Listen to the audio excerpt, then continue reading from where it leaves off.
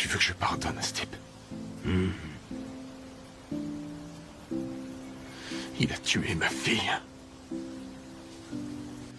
Fais-le souffrir. Qui n'a jamais été contrarié, qui n'a jamais été blessé par un être cher, qui n'a jamais été trahi par un proche. Bien sûr, tout le monde a déjà été contrarié. Et il arrive que lorsque la blessure est trop profonde, on a du mal à pardonner. On se dit hors de question de pardonner. Ce que cette personne m'a fait est inacceptable. Mais à cet effet, que signifie donc pardonner? Pardonner, c'est le fait de ne pas tenir compte d'une offense qu'on t'a faite, d'une erreur, d'une faute. C'est le fait de renoncer à punir, de renoncer à se venger, de renoncer à rendre le mal par le mal. Seulement, il n'est pas facile de pardonner à une personne qui t'a fait du mal. Surtout si tu croyais en elle, que tu avais confiance en elle. Tu préfères la garder prisonnière et tu refuses de lui pardonner.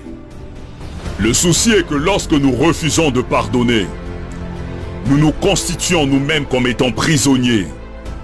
Et on commence à développer la haine, à développer l'amertume, à cultiver la jalousie et à cultiver la rancune. Et pourtant tous nous souhaitons que Dieu nous pardonne. Pour nos erreurs, nos offenses, nos imperfections et nos failles.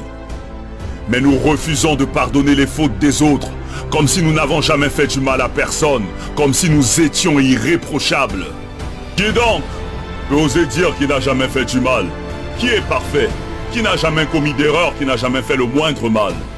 On souhaite tous que Dieu nous pardonne pour nos bêtises, mais on refuse de pardonner les fautes des autres, on refuse de leur accorder notre pardon. Et nous sommes toujours les premiers à aller à l'église, à aller à la mosquée, alors que dans nos cœurs nous avons des gens qu'on a constitués comme prisonniers. Mais jusqu'à quand allons-nous porter ces fardeaux? Jusqu'à quand allons-nous refuser de pardonner? Mais qu'est-ce qu'on gagne à détester ceux qui nous ont offensés? Parce que celui qui pardonne est celui qui a décidé d'avancer. Celui qui pardonne est celui qui a décidé de se libérer. Celui qui pardonne a fait le choix de donner un cadeau à quelqu'un même s'il ne le mérite pas. Parce que la rancune est une lourde pierre que celui qui pardonne n'a pas envie de transporter.